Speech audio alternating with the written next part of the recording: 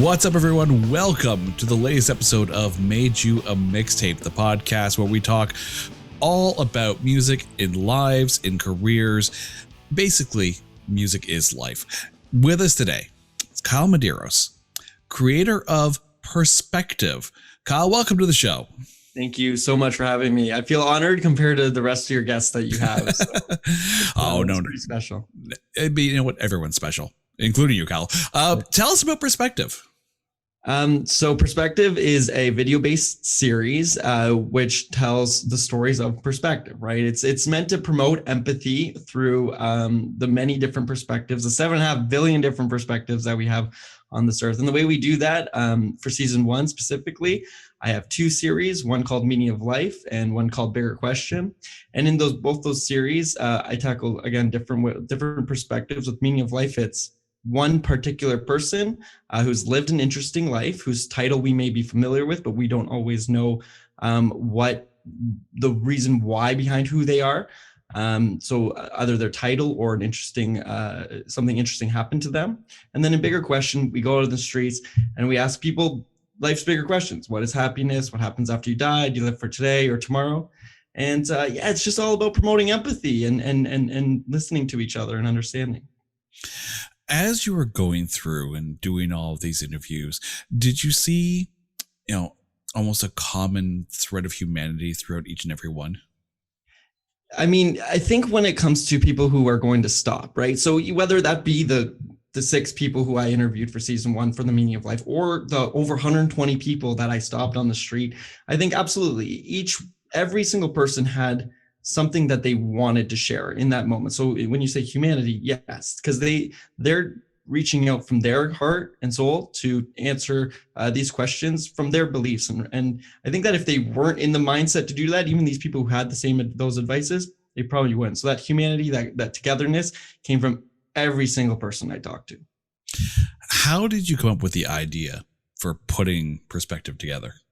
I have there's a long story to it, or there's a short story to it. It's a long podcast. We'll take the long one. Okay. Well, I guess you'd have to start like way back when in my life. I've always kind of been a creative. I like to play with toys and create big adventures.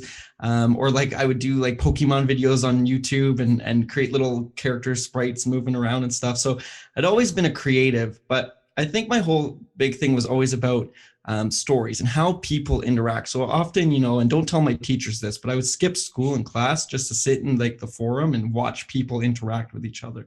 So I think that the idea of watching people and understanding them has always been with me.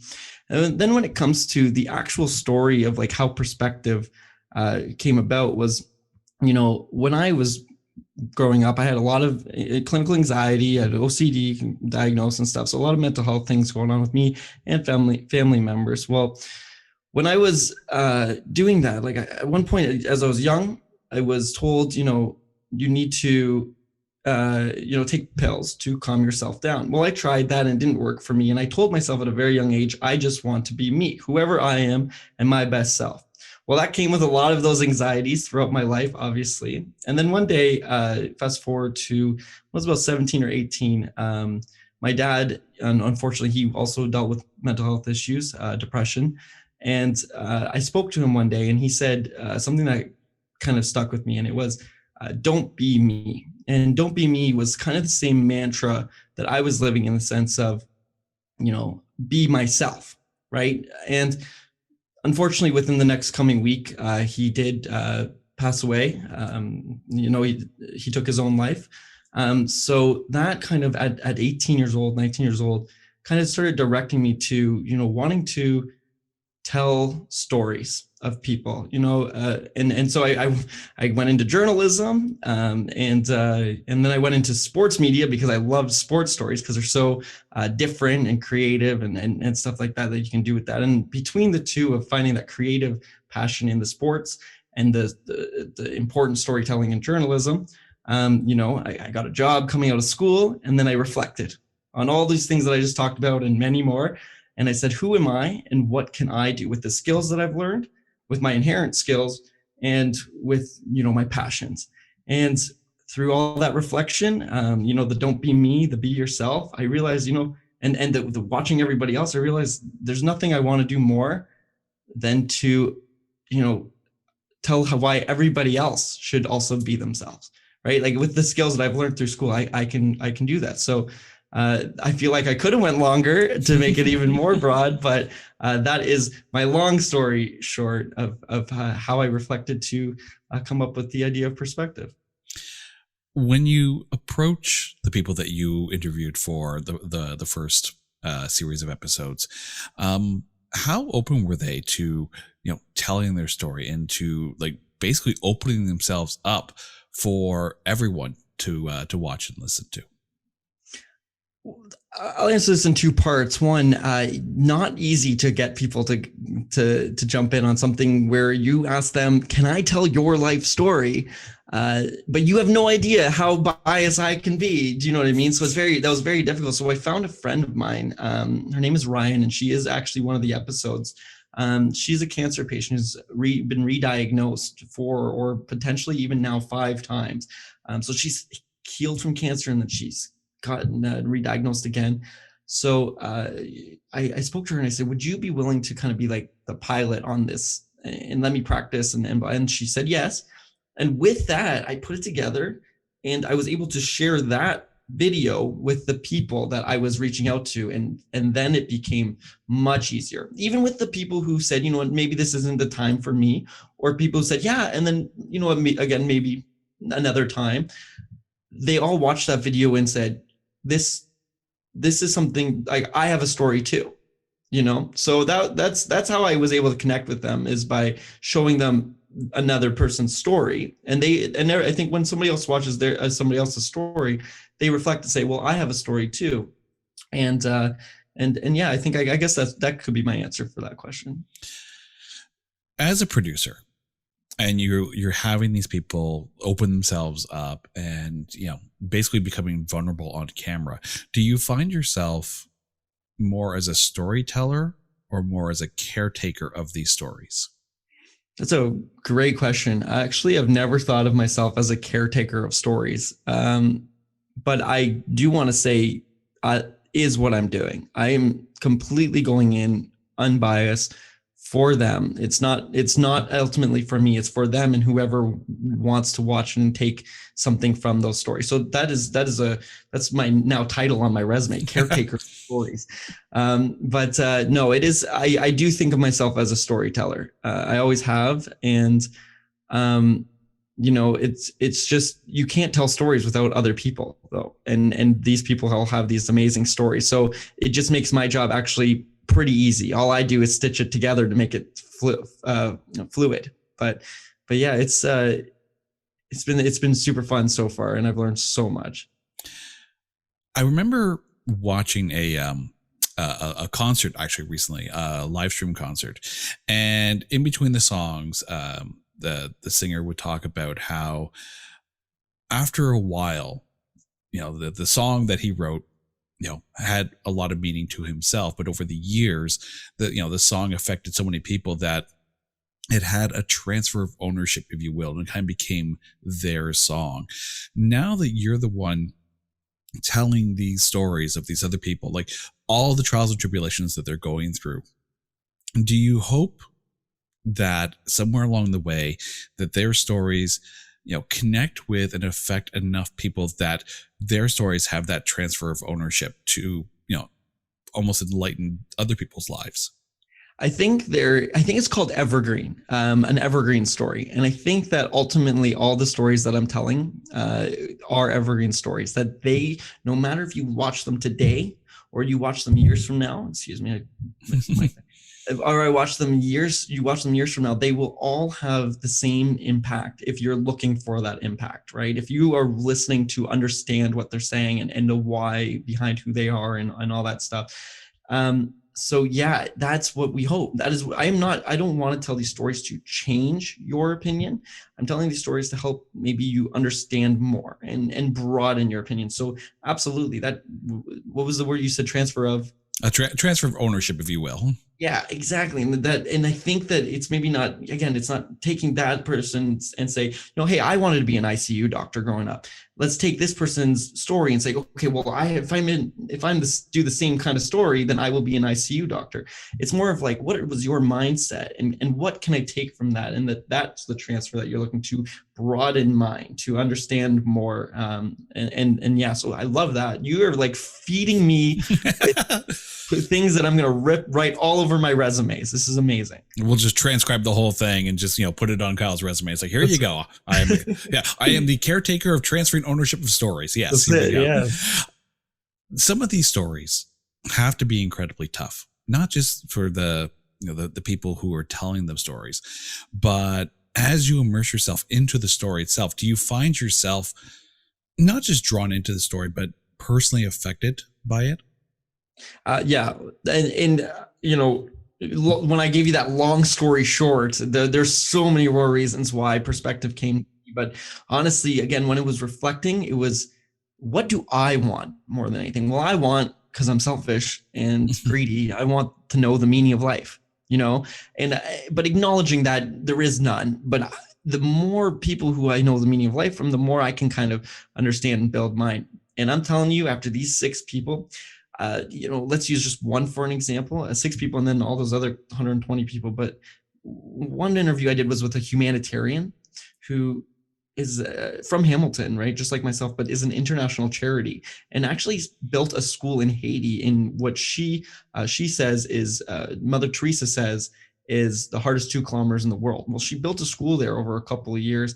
And, just listening to that story and then her bringing that charity back home and helping homeless here, I've never, and I will be very honest with you, never thought about helping homeless people before. And it's not because I don't. I actually buy sometimes gloves to leave in my car. If somebody comes up to my door, I don't give them money, I give them gloves. But I've never thought about charitably helping. And I am now set up with her to go out and do that. Right. I've changed my opinion on that just by listening and connecting with her. And honestly, all 6 of these people have changed my opinion on, or not changed, but like grow. My opinion has grown on certain aspects. And then the answers to some of the questions that I already have my own bias opinions, right? Like what happens after you die? I already have my bias opinion on that. Like I have an opinion. But then listening to some people, I'm like, maybe I am actually, maybe I just haven't met God yet, as an example, after listening to them. So every single person I've listened to is completely impacted the way I've been thinking over the last 6 months here. Obviously, part of being a producer is the editing process of these videos, and finding the right music to tell those stories. How long do you obsess over music choice in telling these stories? Oh my. So absolutely. The music is honestly probably the biggest part of the stories when it all comes together, because the music is what enhances what they're saying. Right. So you gotta so I always dedicate one whole day per video to doing the music, because I want to get it as right as I can. But not just as right as I can to what they're saying in that 2-minute block, but to make it all flow and make sense within the organization of the whole 12 to 15-minute story. Make them all sound like they're coming off of each other naturally and stuff. And you know what? I say I give myself a whole day. Jason, sometimes it takes me 2 days. Sometimes I sit there for 3 hours. I'm like, you know what? I haven't found a single song yet. I'm actually taking the rest of the day off, because it's frustrating. But it's honestly, when the music goes down and it enhances again, and it doesn't like, it just enhances what they're saying. It's the most satisfying part of the process. It's the last part, but it's the most satisfying. It's the part that makes you emotional. How do you know? How do you know when you've got the right track? And then how do you know when it may start off okay and then like, maybe not? Oh yeah, I've downloaded a ton of music that I've put underneath. I've moved on further, and then I come back, I listen to it back. I'm like, nope, that ain't it. You produce content. I produce content. I never know. I'm never going to sit there and say this is the best it could have possibly been. But what I do know is that when I listen to it, what am I telling at this part of the story, right? Like everything's a hero's tale, right? Everything's a hero's journey. Where am I in the hero's journey? Well, if I'm at the end and they're giving their advices, or what am I supposed to feel here? And if I listen to it and I put the music, and the music says, the music gets a little bit more exciting. It builds, it's like this like nice piano that's building up something emotional within me while they're speaking, then I know that I'm feeling emotional about what they're saying this time. So that's when I know, but I don't know. It could always be better. It could always be better. Obviously, it's such a subjective choice, but do you find yourself, leaning more towards specific genres, or is it like just an open palette and it all depends on the story being told? I only have so much money, Jason. I'm subscribed to a provider, the music, like it provides the music for me. So there is limits, but it's a very wide range of libraries. So I do try to change it per person. So if they're talking about sports, then I want to try to make it a little bit more rock and roll, a little bit faster, maybe some drums. And again, if it's maybe the cancer patient, a little bit softer piano, because that's kind of the direction of the story, right? So, I mean, again, though, there's only so much I can do at this time because I can't produce my own music. But yeah, I guess that would be my answer to that one. When you're actually sitting down and talking to the people, like during the actual interview, and they're telling their story, are you hearing like a pseudo soundtrack in your head as the story is happening? Mm-hmm. Everything, I brought up my OCD earlier and what it is, it's not a physical OCD so much as everything has to be straight. It's in here. And what I'm obsessively compulsive about is what's happening next, what's happening in the future. So yes, absolutely. As I'm listening to them, as much as I'm maintaining and trying to stay with them and understand what's being said in that moment, I'm also hearing, what does that sound like in the video? Where can I put that? And again, maybe that hero's journey type thing, like where does that fit into that sense? And of course, where the music goes as well. So yes, absolutely. I'm always hearing what music is with that emotion. Absolutely. Through the whole interview. I hope anybody who thinks that sat down and interviewed me doesn't think that I'm not listening to them. I promise I am, but I'm also listening to what it's going to sound like, because that's important. It makes it easier later too. You know what it's going to sound like. Mm-hmm. When you're in post-production for one of these pieces, how do you know when it's done? Because you see a lot of directors and they'll come back and go, well, maybe I do this tweak and then maybe I'll do this tweak. We all appreciate George Lucas. Mm-hmm. Sometimes we don't necessarily appreciate the changes he made to Star Wars, but we appreciate that sometimes you want to go back and tweak. When do you know that the piece is ready to be put out into the world?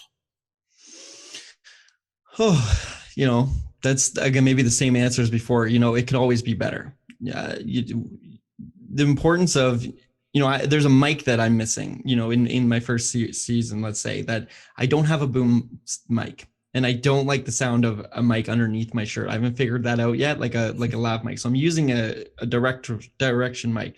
Anyways, that's just one example of what I look back and I look at these episodes and I say to myself, that could sound better in these moments.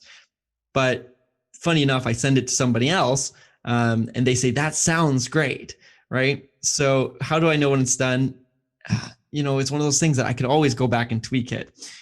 But I think it's when I sit down and I watch and it flows and doesn't feel like it has any stark stops to it. Like that 12 minutes feels like it was 4, because the story just makes sense together. And the way I do that, since this is a music podcast again, is by keeping that music flowing or coming up and down at the right times, where it kind of pushes you into the next, starts at the end of one scene, kind of pushes you into the next one, and that keeps it moving fast.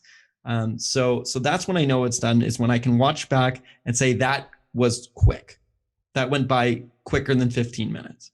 I think that's when I say, okay, we gotta move on to the next one. Once you said it is done, you upload it. How hard is it to just let it go and move on to the next one? Do you avoid going back and rewatching it, in fear of finding something? or Yeah. or are you fine with, just saying, okay, it's out in the ether, we're good to go?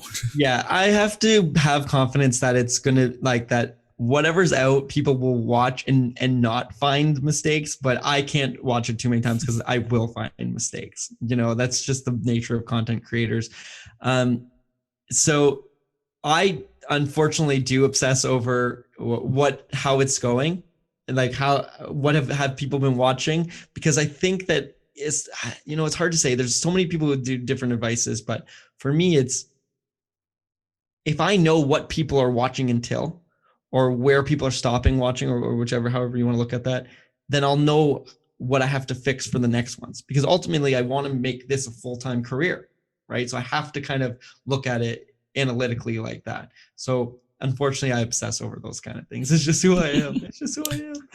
Obviously, you've already done a number of pieces. You've shot a number of interviews.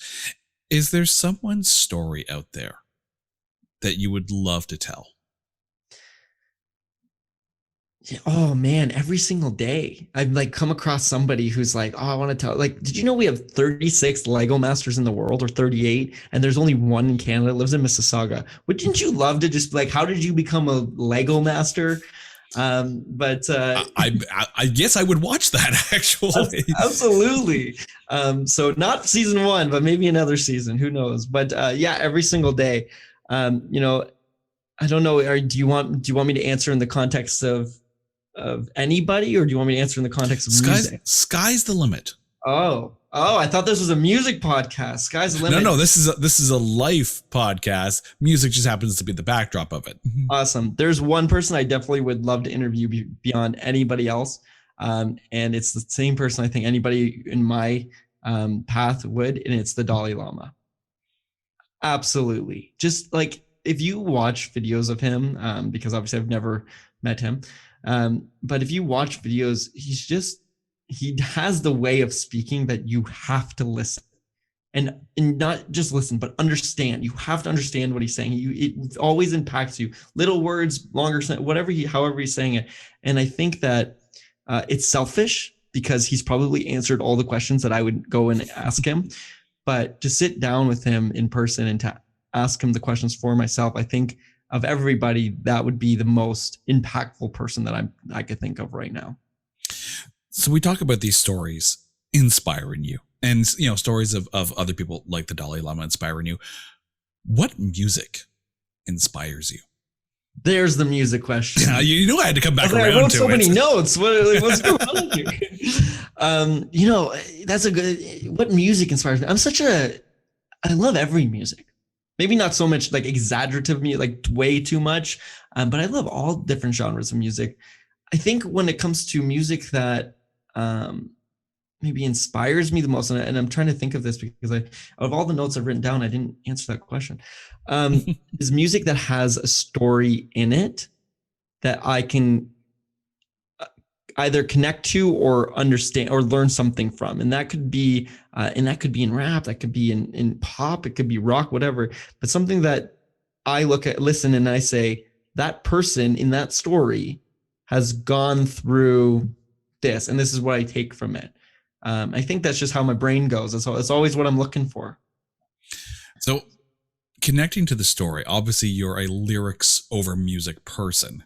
Have you ever listened to a song, have one lyric pop up? It doesn't even have to be the chorus, just one lyric or one line. Mm-hmm. And you sit there and go like that. You know what? That is so impactful to me that I would pretty much tattoo that on my arm right now. Yes. Okay. The lots. I could tattoo my whole body in single song lyrics everywhere. I've actually thought about it. Flawed design, that's a good one. But poise and rationality. This is when this is Panic at the Disco. I write Sins Not Tragedies. I was 12, I don't know, something like that. Let's say even younger. And it comes on Much Music. And this guy dressed in like this clown outfit, screaming and like his punk rock attitude, but he says, I have poise and rationality. And something was like, I want poise and rationality, which is I don't even know how much it fits into this context of the whole song, but I love the question because it's true. That in itself, only those two words needed to impact me so much that it's probably my top 5 song I've ever listened to in my entire life, just because of those 2 words. So yeah, I would write that somewhere. Where do you think, on my neck or yeah, well, if you put it on the neck, it's you know, that'd be painful. That might hurt a little bit. Obviously, I love poise. Yeah, you know, poise on one side, rationality on the other, right? Yeah, because there's too many letters for the knuckles. That's awesome. A lot of songwriters, of course, write the songs based on, you know, events in their own life, and sometimes it's hard to, you have someone singing about something that happened to them, and you sit there and go, well, I don't really live in that world. It's hard to connect to that song. Do you find that, or, do you find it's, you connect more when the singer's being more personal, or when the song is more, esoteric and, as a blanket statement of some kind of mood? Yeah, I think that I don't follow specifically. I don't follow artists. Although there are definitely artists that when their music, like if Eminem drops a new album, I listen to the whole thing, right? Like there's definitely artists out there that I will listen to the whole album. But it is always going to be the songs and what it says to me if I'm going to listen to it. And excuse me, I wanted to answer that in such a long form. Can you ask the question again? So rather, when a singer writes a song, and they base it on themselves, do you find it harder to connect to that one than when a singer writes something and the lyrics are more, for the masses? That's why I answered. No, I could be for them. It could be for them because it's ultimately, just because you have to connect with it in some way, but you can still connect to somebody else's story, right? That you can still learn something from somebody else's story. There's an artist, his name is NF. And I really like his album called The Search. Now I think I think it's called Christian rap, but he's a rapper, just doesn't swear. So I think that's why it's called Christian rap. Don't quote me on this one, but he tells stories in The Search about his own mental health issues. And yeah, I've had my own as well, but it's all about him and what he wants to do when he grows up and how he gets over it. And something about just the way he tells the stories and the anger and the frustration and I connect to his life. I almost feel like I've lived in his world, so it doesn't have to be a broad, statement of, what do I know? None of us know anything. It can just definitely be a story about that person. And I hear it. What's a good one? It's Bon Jovi's Living on a Prayer. Mm-hmm. I've never experienced the hardships that living on a prayer has experienced, but I understand the hardships of living on a prayer because it's an understandable story. So it's something that I want to avoid, or if I'm in that, I can love and understand, so if you were to have NF as a guest on Perspective, what would you ask him? What parts of his life story would you want to tell? Yeah, he's a rapper from Detroit, a white rapper from Detroit, just like Eminem, right? And just like Eminem, his early stuff here, and I'm going to call it early stuff because I think that he's still growing, is very angry, and it's a personal, and it's about his demons, and I think that's what drew a lot of people into Eminem. But then Eminem, as he's grown, has changed his mood at times, depending on where he's at in his life. And that makes sense. You can't make music if you're not kind of connecting to the music that you're making. So I want to ask, if I were interviewing NF, I would ask him about, does he want to change who he is?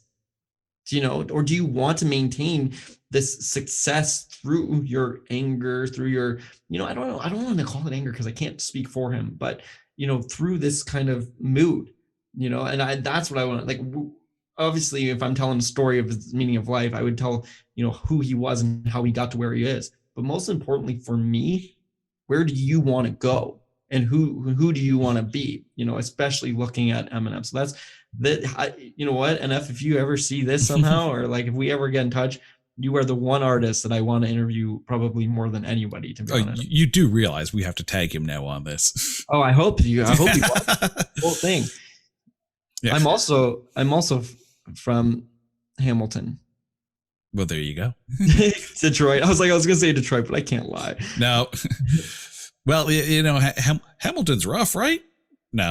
Yeah. Depending if you want to make it rough, I guess. Yeah, well, depends on what time at night you're out. I at, never right? did, but Right. Well, you brought the rough to Toronto. It's all good. that's right. That's it. When I moved there, yeah. Obviously, you talk about like the edge of someone's music from their early days to as they progress through, and I think about certain groups like Metallica, right? You listen to the early stuff, right? Like the Kill 'Em All and the Ride the Lightning, and just like the aggression, and and then you get to Saint Anger, where they were having a lot of problems. Do you find the journey of a musician in their recordings fascinating, or do you cling to your version of that band or that artist?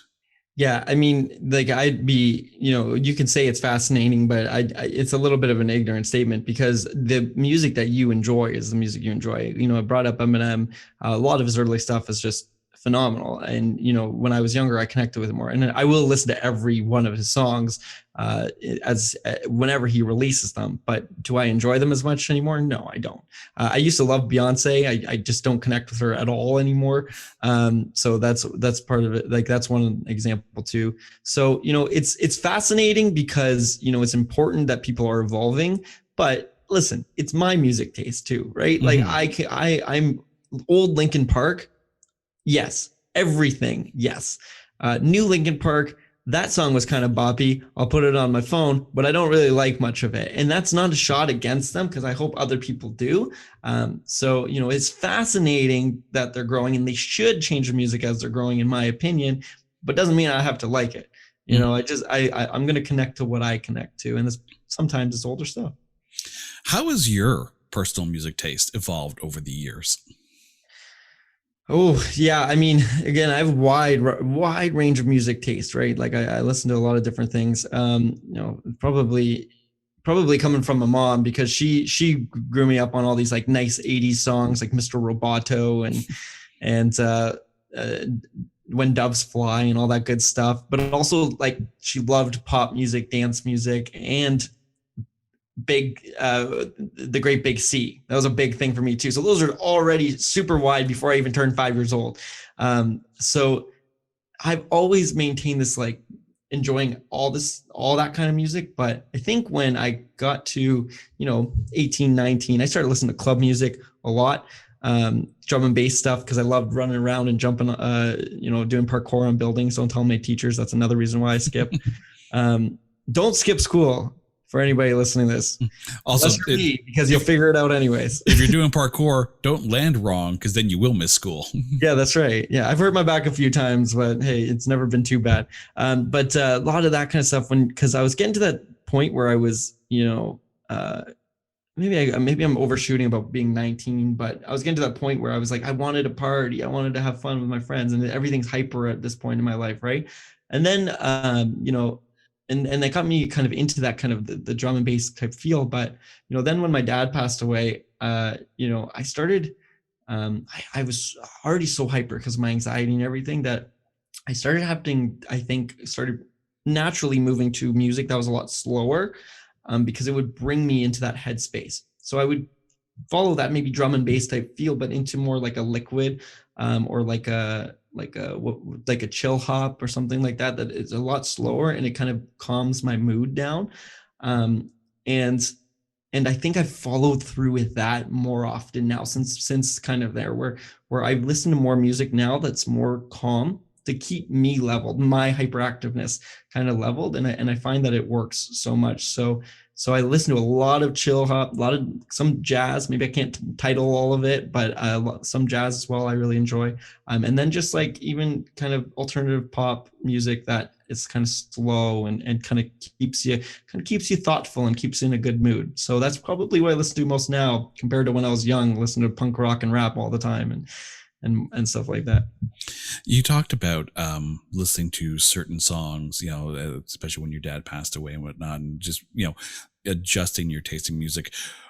What's your go-to? Like when you want to either alter your mood, whether it be to calm down or pick yourself up or to inspire you, what do you lean on, and for what moods? It's a broad question, Jason. What Well, mood? you know. What am I leaning on? I think, and to answer that question in the context of, you know, let's answer that question in the context of my dad. I think what I should just kind of re-up is that I do lean on that kind of chill music. You know, there's a song by Billie Eilish called Lovely, and I feel like that song is a good representation of like that mood changing music that I can listen to, that kind of settles me down, keeps me calm and whatever. So I don't know if that's like inspiration, but it is in the sense that it levels me. And, you know, and that is a phenomenal story, that song too, in which I can remember, you know, there's other people going through stuff and pain and perspective, right? So it brings perspective to me, and that's so that's probably what I'll answer that. But I mean, what do you want, Jason? You want me to go for a run? If you want me to go for a run, I'm not going to listen to that. You know, I'm going to listen to something. It's a real fast walk at that point. Yeah. Do you remember? You know, I always find this fascinating. Do you remember going to the record store with your own money and buying that first album? Like, you know, obviously we all got, you know, albums or whatever as kids for birthday gifts, for Christmas or whatever, but to actually go to the store, you know, with your hard-earned money, whether it's, you know, allowance or whatever the case may be, part-time job, whatever, going and buying that first record for yourself. Do you remember what that was? Yeah, which one's the first, man? I'm old now. I can't remember everything, but I do remember that when I was young, my mom got me a Backstreet Boys, and I loved that so much that I had to get Spice Girls. Like, I asked her for Spice Girls because she played some songs and I wanted a whole album. So that was like my first recollection of like what I wanted, right? So I was probably 4 or 5 at the time, but I think, you know, I bought a lot of those 2008 Much Music playlists. I think if I went for a specific artist by myself to the store for the first time, I believe it was Sean Paul. I believe, because I think I just loved that hype of it. It was like glue, and what else is on that album there? But that's the one I can remember like picking up and saying, Sean Paul. I love Sean Paul. Right, I was in Limeridge Mall up in the music store that I don't think is there any longer. But Sean Paul, I love Sean Paul. I bought that one for myself and just listened to it forever. Honestly, I like what other songs are on there, but I love that stuff, man. Were you someone who when you did buy an album, were you the one to buy it for the album itself or for specific songs? Specific songs, right? So like I said, I don't really follow an artist particularly. I've never kind of been like that. So I just remember, let's say, let's with that Sean Paul or Spice Girls or any of those Much Music playlists, or what else did I've gotten a Linkin Park one, I've gotten Eminem. It's always because there's a song or 3 on there that I really enjoy, and then I would buy the CD for that, and then more likely than not, I'll enjoy the whole thing, or I'll only listen to a few and realize, man, maybe I should download my own CDs, which I did a lot of. Not that downloading music is good. No. LimeWire was a bad thing. Oh, bad. But it happened. But now, like, do you find yourself going through Spotify or through Apple Music or whichever service that you use? Aside from listening to this podcast, do you find yourself searching out new music, or do you lean towards, that which you and are comfortable with? I'm old now. I've said that a couple times. So unfortunately, it's one of those things that make me realize I'm old, because a lot of the music I listen to is music from the past. And I don't genuinely look for new music. No, I'll have to somebody will have to bring it to my attention. Fortunately, I have a lot of creative friends, dancers, which is they always have good music, and they're different kind of dancers too. So they give me different moods and stuff. So most of my music that I get is not because I've looked for it; it's because somebody has sent it to me. Otherwise, let's rip some Panic at the Disco, or or whatever I had in my playlist back in 2008. It's just kind of how I think this is what happens. We all think the music of the past is better, don't we? Like, well, I mean, we obviously we associate it with certain times in our lives. Is there any music that was a portion of your life that you can't go back and listen to now? Like songs that yeah, like, yeah, just maybe too tough. painful. It's tough. Yeah, probably. I think I don't enjoy R&B as much anymore. Like the Usher and the Chris Brown and Justin Timberlake. I used to be obsessed with Justin Timberlake, and I like my majority of my phone was Justin Timberlake. But I don't think I connect with it as much anymore. Like now I just keep a couple there just because it's like, oh, I loved Justin Timberlake at one point. But I want to answer that question in a more funny way. Is that growing up, obviously I'm not the one picking all my music. If I'm being driven to somewhere, it's again my mom, and she listened to a lot of Alanis Morissette. And I want to just say, like, I'm thankful that I don't have to listen to that anymore. I just did not enjoy it ever. I'd almost complain every time she put it on. I'd be surprised that even she would even put it on. Like, why do you listen to this? So I think that's the better answer, is that there's some music that I used to listen to that I'm glad that I don't have to listen to it anymore. Now, are we talking angry Alanis Morissette, or are we talking like dancey, boppy, never too hot, never too cold Alanis Morissette? I don't know. Her whatever it was, I didn't like it. And I'm sorry, Alanis Morissette. That, you know what? Let's, instead of NF, let's do Alanis Morissette. I'll get a Meaning of Life episode with Alanis Morissette so that I can appreciate you more. I just, whatever. It's like, it was always whiny. What are you whining for? I don't want to listen to a kid that I have for. I don't have a kid right now, but a kid that I have whine, and I'll love that thing to death. I just didn't enjoy it. Yeah, I don't. I'm glad I don't have to listen to that anymore. So what you're basically saying is, whiny Alanis Morissette is like the Caillou of music to you. You just can't deal with it anymore. I loved Caillou. What are you talking about? Caillou was sick. I am so glad Caillou is canceled.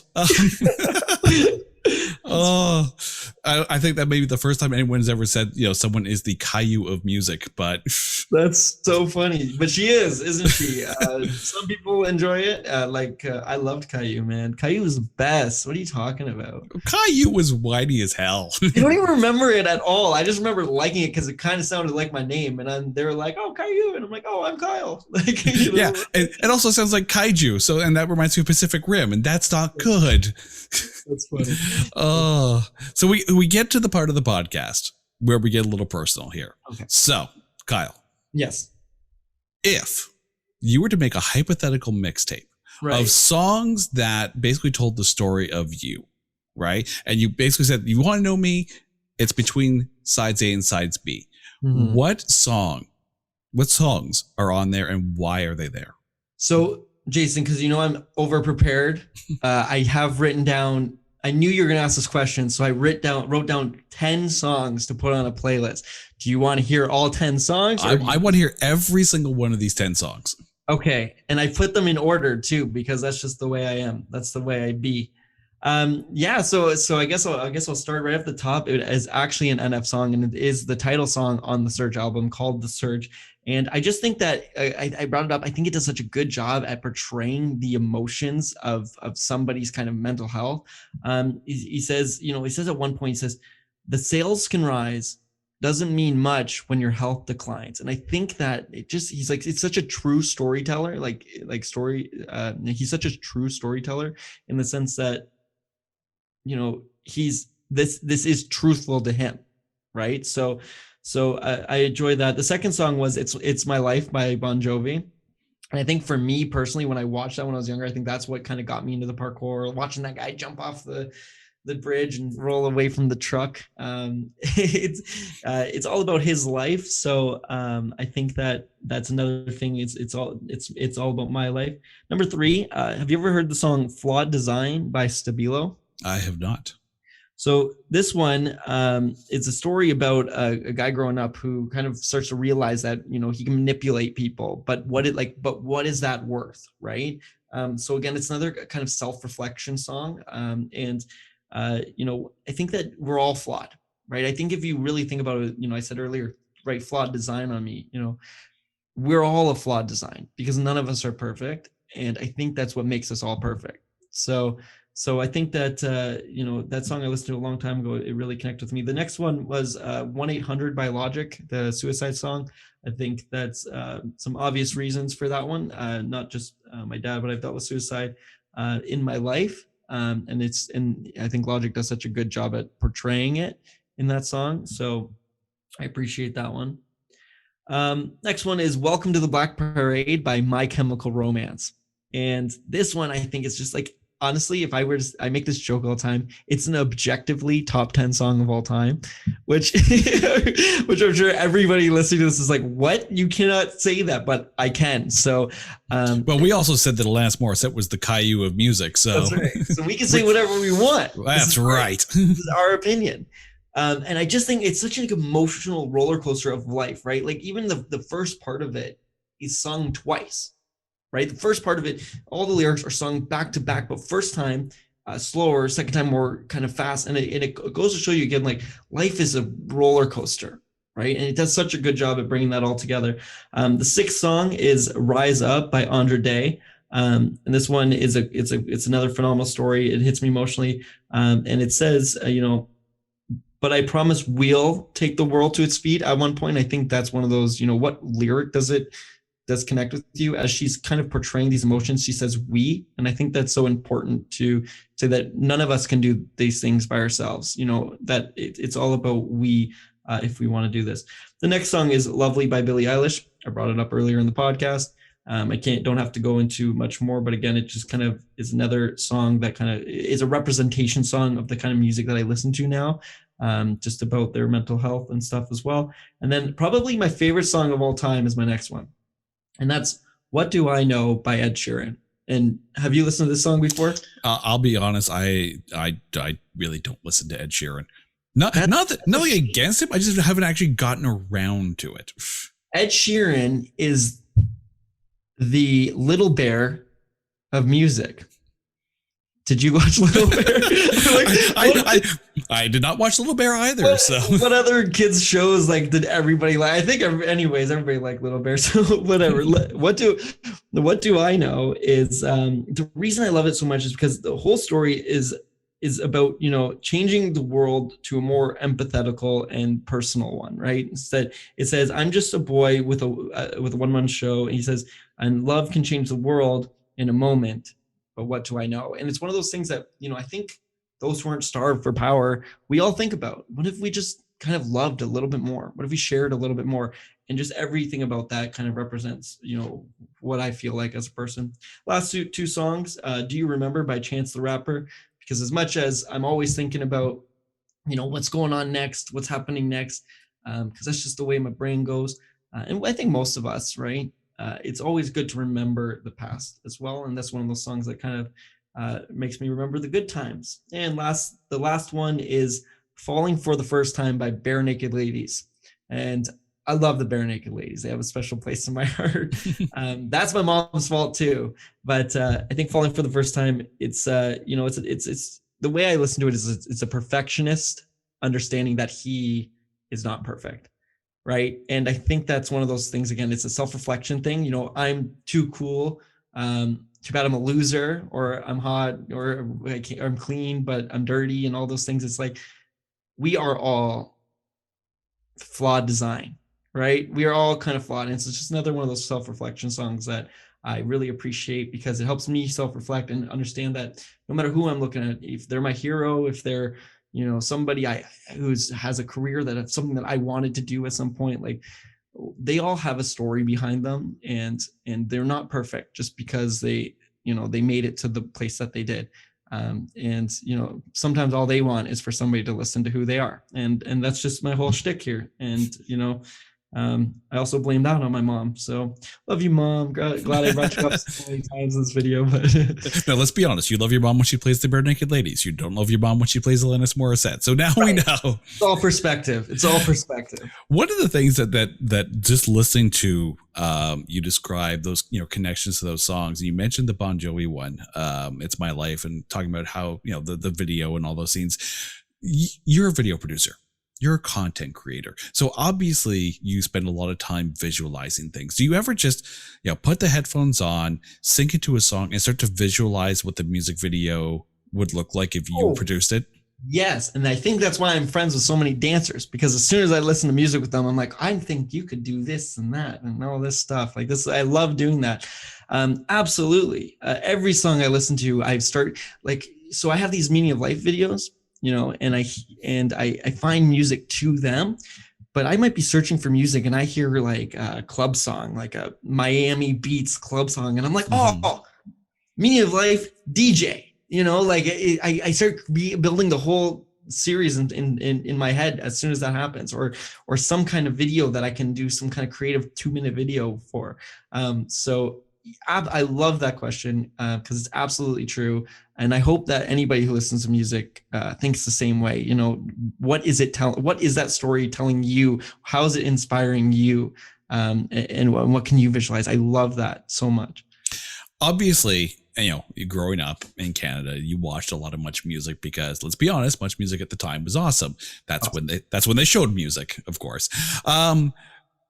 When you were watching the music videos, did any one of them just kind of really, change the song for you? Like you heard the song on the radio, it's like, okay, it's whatever. But then you saw the video and you're like, oh, no, it really is a good song.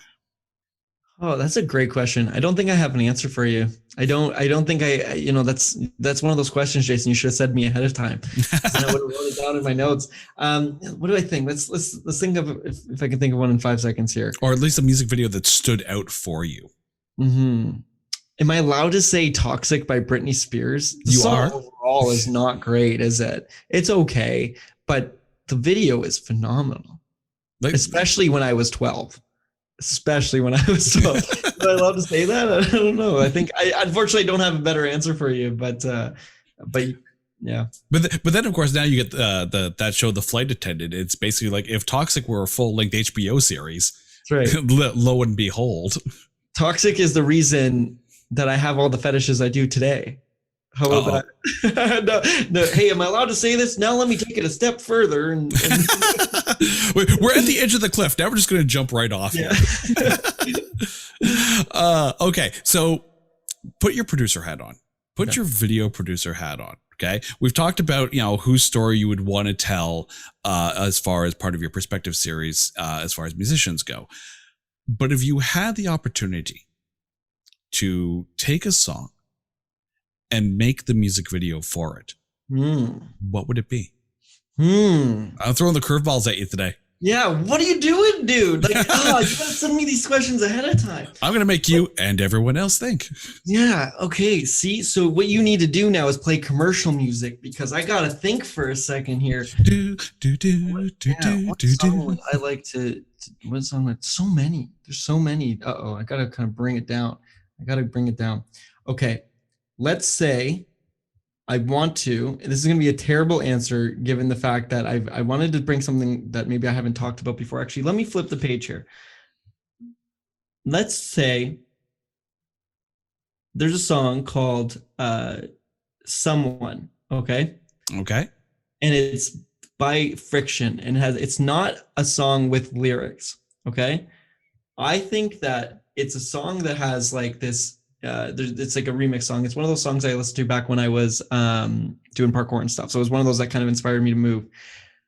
I think that I would like to do a video for that. I don't even know if there was ever a video for that song because I think that I could tell a whole story within it tells that like build up, right? And I would love to kind of go into one person's life in a day and have that build up and that anxiety as the day gets harder and stronger and whatever, and then it kind of brings you out of it. So I think that I could find somebody who's living one of their daily routines and put it into that nice kind of, or that kind of more hyper, but drum and bass, liquid drum and bass type song. So let's use that one. I know it doesn't have lyrics, but I think that lyrics might convince me to make songs based on their lyrics. So I would choose that song so I can do a video on their life. That's awesome. Okay. Last question. Yes. Another curveball. Do we need more? No, another curveball here. Okay. Last question, because we're coming back to Perspectiv here. Yeah. Okay. Money's not an option. Copyright is not an option. Right. Okay. Like, so full carte blanche here.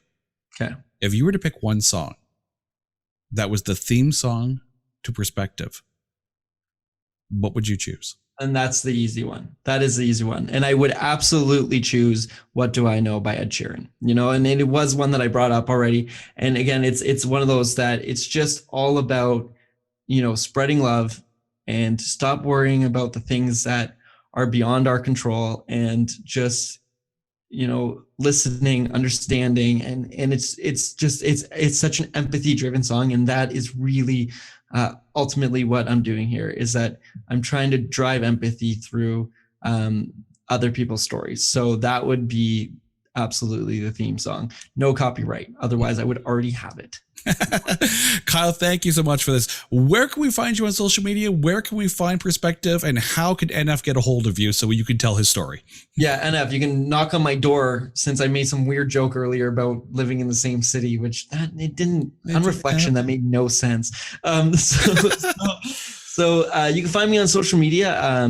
Do Instagram as Perspectiv .media. But Perspectiv is without the final E. So Perspectiv .media, no final E in Perspectiv. Or you can search me on YouTube, Perspectiv, again, no E. And I should be the first one to show up. Or you can just kind of search Perspectiv and search Meaning of Life or bigger questions with that. And you'll be able to find me there. Kyle, thank you so much for this. This has been the Made You a Mixtape podcast. If you're watching this on YouTube, you can actually download and listen to us on all the audio streaming services, including Spotify, iMusic, iHeartRadio, TuneIn Radio, Google Podcasts, any of it.